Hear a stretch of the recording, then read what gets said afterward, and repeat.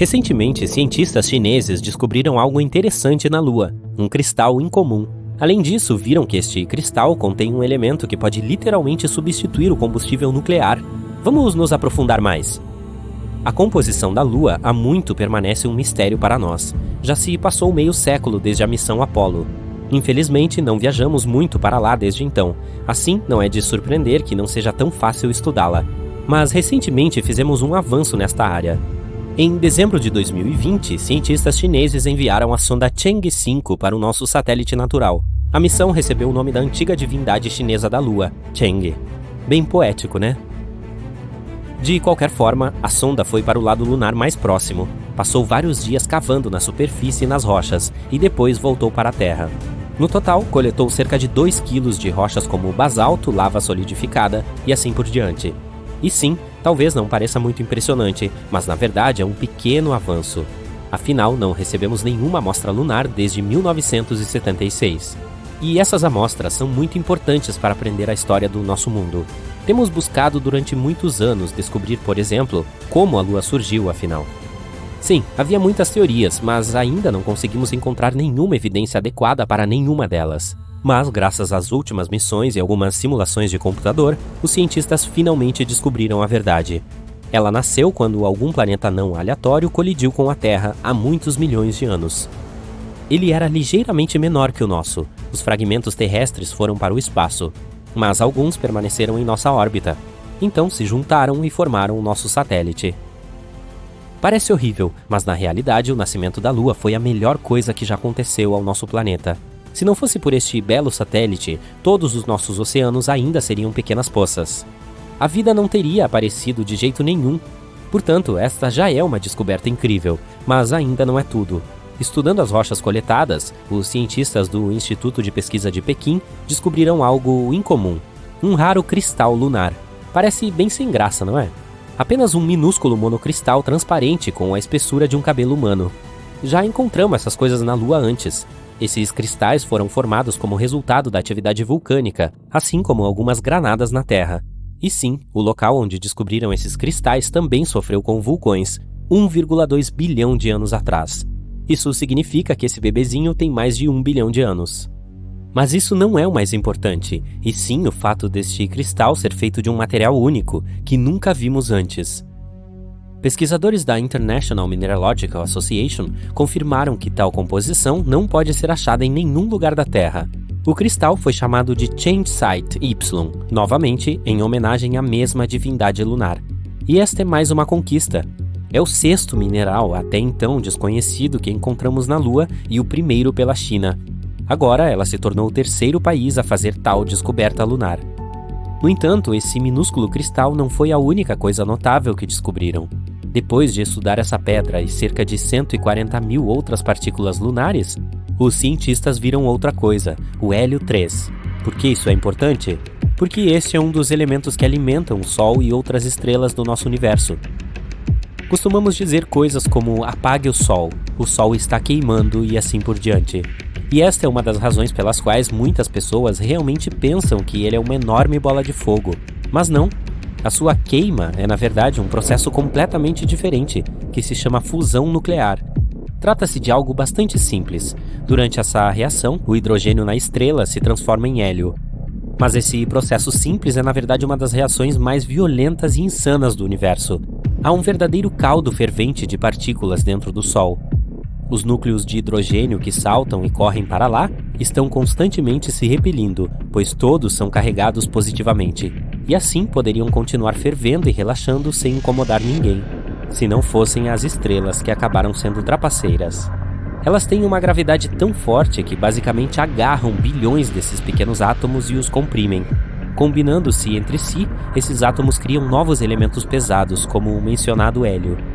E quando isso acontece, jogam muita energia no espaço. É assim que o Sol queima. Ao mesmo tempo, espalha tanta energia que nem imaginamos. Ok, então o que é o hélio 3? Bem, este é um elemento para o qual até o Sol pode dizer: "Ei cara, você deveria se acalmar." A fusão dos átomos de hélio 3 libera ainda mais energia do que na fusão nuclear típica. E o mais importante, não polui a atmosfera com coisas nocivas como radiação. Temos mas bem pouco hélio 3 na Terra. Sua prevalência em nossa atmosfera é de cerca de 1 em 1 milhão. Além disso, está constantemente tentando escapar de nós de volta ao espaço. Provavelmente sente algumas vibrações ruins vindas daqui. No entanto, os cientistas descobriram recentemente que existe um lugar que contém um montão desse elemento. Sim, você adivinhou, é a Lua. Achamos que há mais hélio 3 por lá do que aqui por causa dos ventos solares. O Sol tem batido no nosso satélite com seu hélio 3 por bilhões de anos, então agora ele está em todo lugar. A superfície da Lua tem milhões de crateras, mas algo mais chamou muita atenção nela. Um buraco gigante e raro que parece ser um tubo. Ele foi encontrado quando o orbitador lunar japonês estava coletando dados no entorno dessa clarabóia lunar, que é a entrada do tubo. Os pesquisadores encontraram um padrão de eco específico que sugeria que havia uma área oca. Eles descobriram mais padrões de eco em alguns lugares perto do buraco, então pode haver mais tubos lunares lá. Mas neste tubo grande, daria para colocar um campo de futebol inteiro, que o buraco poderia engolir todo, ou até mesmo uma grande cidade dos Estados Unidos, como Filadélfia. Ele tem um formato irregular de 130 metros de diâmetro. Os cientistas acham que pode haver cavernas secretas, um sistema de túneis ou um país das maravilhas geológico inteiro sob a superfície. Pode ser um bom abrigo para astronautas que pousam na Lua, ou mesmo um porto para uma colônia lunar. Ninguém conseguiu ficar na Lua por mais de 3 dias devido às condições de lá. Ela tem uma ampla gama de temperaturas, baixa atmosfera e nenhum campo magnético que protegeria a vida na superfície de coisas como radiação ou fortes raios solares. Os astronautas usam trajes espaciais, mas estes não os protegem por longos períodos de tempo, mas um tubo de lava poderia. Quando um fluxo de lava esfria, ele vira uma crosta dura que depois fica mais espessa e forma uma cobertura sobre a mesma lava. Ela continua a fluir, mas quando para, o canal pode drenar, o que resulta em um tubo vazio. Nosso planeta também tem tubos de lava, mas eles não são tão grandes quanto o encontrado na Lua. Existe um tipo especial de árvore chamado Árvore da Lua. Ela é cultivada a partir de sementes que foram levadas ao espaço durante uma das missões e depois retornaram para a Terra. Você pode encontrar essas árvores em diferentes lugares do mundo, inclusive no Brasil. A Terra é 27% maior que a Lua e muito mais massiva. Nossa gravidade é mais forte. Se você deixar cair uma pedra na Terra, ela cairá mais rápido do que se fosse na Lua. 68 quilos na Terra são apenas 11 quilos na Lua. A Terra tem vários satélites circulando ao seu redor, mas a Lua é o único natural. Nossa Lua se formou durante uma grande colisão da Terra e mais um planeta do tamanho de Marte. Isso aconteceu há cerca de 4,6 bilhões de anos, logo depois que o Sol e nosso sistema solar se formaram. Após a colisão, uma nuvem de rocha vaporizada entrou em órbita ao redor do nosso planeta, resfriou e moldou um anel de pequenos corpos sólidos. Mais tarde, eles se juntaram e se tornaram a Lua, deixando crateras como lembrança dessa colisão. Se você estiver na superfície da Lua, a sua sombra será mais escura do que na Terra. Isso ocorre pois não há atmosfera para espalhar a luz e criar sombras mais claras. Uma das luas de Júpiter tem centenas de vulcões e erupções bárbaras, às vezes jorrando fuligens a 400 mil quilômetros na atmosfera. Essas erupções acontecem por causa da gravidade extremamente forte a que esta lua está exposta. Seu interior tensiona e relaxa nos períodos em que se aproxima e se afasta de Júpiter, o que gera energia suficiente para atividades vulcânicas insanas. E não são apenas os planetas, até mesmo corpos espaciais muito pequenos às vezes têm luas. Em 1993, pesquisadores descobriram um asteroide de 32 km de largura e sua lua de aproximadamente 1,5 km de largura. É necessário um brilho de 400 mil luas para equilibrar com o brilho da nossa estrela central, o Sol. A Lua reflete a luz que recebe do Sol, mas não produz a sua própria. Esse brilho depende do ângulo entre a Lua, a Terra e o Sol. Nossa Lua fica a cerca de 32 terras de distância de nós e a 29 terras quando mais próxima. Quando a noite está mais clara, parece que dá para tocar a lua cheia, mas se você quisesse fazer isso, teria que viajar até 400 mil quilômetros. Entretanto, a água na Lua, não poças ou lagos, mas grânulos de água congelada que existem em partes onde a sombra é permanente, perto dos polos lunares. Os cientistas acham que a água surgiu na Lua há muito tempo, durante um período em que ela e a Terra foram constantemente atingidas por asteroides e cometas que continham água congelada. Esse processo pode até ter nos ajudado a formar nossos próprios lagos e oceanos, não apenas a água congelada da Lua. Pesquisas mais recentes dizem que o interior da Lua já tinha água e que ela foi para a superfície durante atividades vulcânicas. E o mesmo pode ter acontecido no nosso planeta também. Das 200 luas no nosso sistema solar, a nossa é a quinta maior. A lua de Júpiter, Ganimedes, é a maior, quase 1,5 vezes maior que a nossa. A Apollo 11 foi a missão em que a humanidade pousou pela primeira vez na Lua. Foi um momento muito importante, transmitido para o mundo todo. Mas ele quase foi interrompido por uma grande tempestade de vento que estava acontecendo na Austrália naquela época. O Observatório Parkes foi instalado lá para ser usado na obtenção dos sinais de transmissão do nosso satélite. A Lua não é um círculo perfeito. Ela tem mais a forma de um ovo, com a extremidade mais grossa apontando para nós. Essa forma é derivada da sua rotação. A lua cheia pode te manter acordado. Estudos mostraram pessoas que tinham o sono menos profundo e demoravam mais para adormecer durante o período de lua cheia. Não era por causa do brilho dela, mas do ciclo lunar que influencia nosso relógio biológico interno. A cada ano, a Lua está se afastando da Terra por causa da interação entre a força gravitacional lunar e nossos oceanos. Em um ano, ela se move cerca de 4 centímetros, o que significa que em cerca de 600 milhões de anos estará 23.500 quilômetros mais distante da Terra do que está agora. Esse número não é acidental, esse é o momento em que os eclipses solares totais vão parar de acontecer. Levante a mão. Quem ainda acredita que o Sol dá a volta na Terra? Ninguém. Mas isso era comum. Com certeza parece que é isso que acontece. O Sol nasce no leste, o Sol se põe no oeste. O Sol nasce no leste novamente, então ele dá a volta na Terra. Parece intuitivamente irrefutável, mas não é verdade. O Sol não dá a volta na Terra. Todo mundo sabe disso, mas só agora. Então por que as pessoas ainda acreditam que a Lua dá a volta na Terra? Também não é verdade. Temos que voltar mais de 500 anos para começar a ter uma ideia de como é difícil para a ciência mudar fatos universalmente aceitos. Nicolau Copérnico, por volta de 1510, foi o primeiro a propor um sistema solar heliocêntrico, centrado no Sol. Mas ele não fez isso publicamente. Copérnico distribuiu cartas privadas a outros astrônomos, explicando por que o fato aceito de um sistema solar centrado na Terra deveria ser descartado em favor de um sistema solar mais direto, mais astronomicamente correto e centrado no Sol. A dificuldade de Copérnico em promover o sistema solar centrado no Sol dependia de outra inovação conceitual ousada, que a Terra girasse. O conceito de Copérnico de uma Terra rotativa ia diretamente contra 5 declarações literais na Bíblia de que a Terra foi criada em uma fundação fixa para nunca ser movida. E a Igreja Católica não estava preparada para deixar que essa visão de mundo fosse desafiada ou alterada. Copérnico tinha muito a perder revelando sua teoria heliocêntrica revolucionária ao público, sendo ele mesmo um cônego.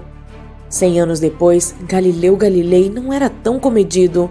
Galileu tinha provas observacionais para apoiá-lo. Ele tinha um telescópio.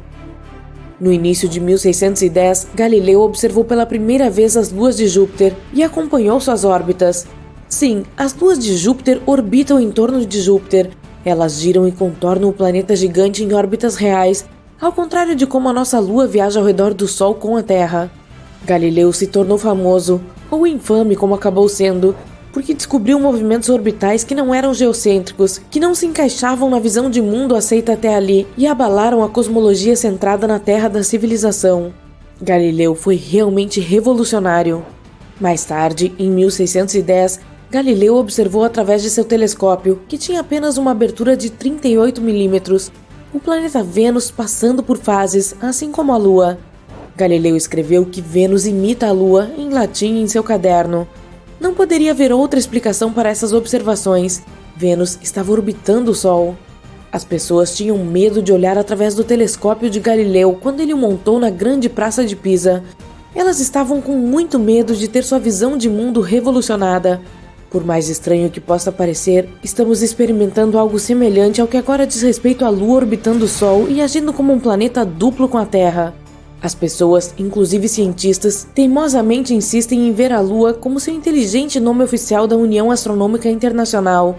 É uma Lua da Terra, orbitando ao redor da Terra, mostrando suas diferentes fases ao longo do mês lunar. É assim que nossos livros escolares retratam as fases da Lua. É o que as pessoas acreditam agora. Observe como a Terra é o centro da Lua e como ela gira ao redor da Terra em um caminho circular. Essa é a visão geocêntrica da Lua. É o que vemos da Terra. A Lua surge, a Lua cai, a Lua surge novamente. a Lua gira ao redor da Terra. Mas não é isso que está acontecendo no espaço. Já passou da hora de copernicosar a Lua. Precisamos começar a ver a Lua de um ponto de vista heliocêntrico, como fazemos com tudo no Sistema Solar. Primeiramente, a visão geocêntrica das fases da Lua mostra a Terra estacionária, sentada no centro do caminho da Lua por um mês lunar inteiro. Mas a Terra não está parada. Estamos em rotação ao redor do Sol a uma velocidade muito alta, entre 106 e 109 mil km por hora. Portanto, qualquer imagem da Lua circulando por uma Terra estacionária é profundamente enganosa e realmente completamente errada. A visão heliocêntrica da Terra e da Lua se movendo juntas no espaço deve ser mais ou menos assim. Observe que a Lua não está girando ao redor da Terra, está viajando junto com a Terra ao redor do Sol. O caminho da Lua ao redor do Sol é um caminho sinusoidal para frente e para trás através do caminho sempre em movimento para frente da Terra. Observe que a Lua sempre avança também. Nunca vai para trás em direção ao Sol ou à Terra. Ao seguir sempre em frente e de forma sinusoidal, o caminho da Lua não se qualifica como uma órbita no mesmo sentido em que as outras luas do Sistema Solar orbitam seus planetas em caminhos elípticos. Portanto, é errado dizer a Lua orbita a Terra. A Lua orbita o Sol junto com a Terra, ou a Lua e a Terra orbitam o Sol. São declarações que Copérnico e Galileu aprovariam. Mas a ciência hoje tem dificuldade em aceitar uma visão heliocêntrica da Lua. Talvez tenha muitos livros que precisam ser reimpressos. Talvez muitos professores de astronomia tivessem que admitir que estavam errados durante toda a carreira. Assim, objeções são apresentadas para impedir que a visão heliocêntrica revolucionária da Lua seja universalmente aceita. Uma dessas objeções é que a Lua nunca deixa bem a gravidade da Terra e, portanto, deve ser justamente considerada uma lua da Terra, um orbital, para usar o termo astronômico para satélite. Sem dúvida, a Lua nunca deixa bem a gravidade da Terra, ou então perderíamos a Lua. No entanto, representações desse fato bem conhecido e definido sempre mostram a Lua se movendo ao redor da Terra dentro do poço gravitacional. E isso não é verdade. A Lua nunca volta para a Terra como precisaria se estivesse em órbita elíptica. Assim, a objeção do poço gravitacional pode ser descartada porque os astrônomos que propõem como evidência orbital que a Lua sempre permanece dentro do poço gravitacional da Terra falham ou negligenciam para incluir os fatos do movimento sinusoidal continuamente para a frente da Lua. A velocidade de escape para a Lua sair do poço gravitacional terrestre é relatada como sendo de 4.320 km por hora. Em relação à Terra, ela atualmente se move a cerca de 3.600 km por hora. Que tipo de impacto seria necessário para aumentar a velocidade da Lua em 720 km por hora para que ela possa sair do poço gravitacional da Terra? Você já se perguntou por que a Terra não tem anéis? Os gigantes gasosos Júpiter, Saturno, Urano e Netuno os têm, mas os planetas rochosos Mercúrio, Vênus, Terra e Marte não. Duas teorias diferentes explicam como os sistemas de anéis se desenvolveram. A primeira diz que os anéis podem ter se formado a partir de detritos que datam do momento em que um determinado planeta estava se formando. Ou, como diz a segunda, eles podem ser os restos de uma lua destruída em uma colisão ou pela atração gravitacional de seu planeta-mãe. Os cientistas ainda não sabem por que os gigantes gasosos têm anéis, mas acreditam que pode ser porque se formaram no sistema solar externo. Planetas rochosos se formaram na área interna do nosso sistema solar e por isso estavam mais protegidos de possíveis impactos e colisões que poderiam ter formado anéis ao seu redor. Ou a razão é que planetas maiores têm um volume maior, o que permite que um sistema de anéis permaneça estável. Alguns cientistas acreditam que o nosso planeta tinha um sistema de anéis há muito tempo. Em seu estágio inicial, um objeto do tamanho de Marte atingiu a Terra, e isso provavelmente resultou em um denso anel de detritos. Mas esse sistema de anéis logo se aglutinou, e foi assim que a nossa Lua se formou. Há mais de 10 anos, em 2011, os astrônomos encontraram uma enorme nuvem de vapor de água a cerca de 12 bilhões de anos-luz do nosso planeta. Essa nuvem é a fonte de água mais antiga que conhecemos. Data de quando o universo tinha apenas 1,6 bilhão de anos. Atualmente, tem 13,8 bilhões de anos. Essa nuvem incomum também é a maior fonte de água que conhecemos. Ela contém 140 trilhões de vezes a quantidade de água que a Terra contém em seus oceanos. É gigante! O interessante é que essa nuvem de vapor está meio que alimentando um buraco negro. Pode conter gases como monóxido de carbono em quantidade suficiente para ajudar esse buraco negro a crescer até 6 vezes mais do que o seu tamanho atual. Todos sabemos que a Terra tem uma lua, mas tem outros 2 asteroides, 3.753 Cruithne e 2002 AA29, bloqueados em ressonância orbital com o nosso planeta. O primeiro, na realidade, não circula ao redor da Terra, mas tem algum tipo de órbita sincronizada com o planeta, e é por isso que parece que está seguindo a Terra em uma órbita estável, enquanto tem seu próprio caminho específico ao redor do Sol. O outro, 2002 AA29, segue uma órbita em ferradura ao redor do nosso planeta. Seu caminho específico aproxima esse asteroide de nós a cada 95 anos. Você deve pensar que Netuno é um lugar extremamente frio e escuro. Afinal, é um gigante de gelo a 4,5 milhões de quilômetros de distância do Sol. Não há muita luz solar lá, então o meio-dia em Netuno é semelhante ao crepúsculo em nosso planeta. Esse gigante de gelo parece estar criando seu próprio calor. Para ser mais precisa, 2,6 vezes mais calor do que recebe do Sol. Isso provavelmente tem a ver com a pressão perto do núcleo do planeta. Ela aumenta e libera hidrogênio, que mantém o centro de Netuno a uma temperatura extrema de 5.150 graus Celsius, mas sua atmosfera ainda é bastante fria. Varia entre cerca de menos 150 e menos 200 graus Celsius. Qual é a forma que vem à sua mente quando alguém menciona tempestades? Provavelmente ovais longas de furacões e tornados cônicos. Isso é algo que vemos na Terra. No polo norte de Saturno, tem uma tempestade que dura pelo menos os últimos 40 anos e tem uma forma hexagonal.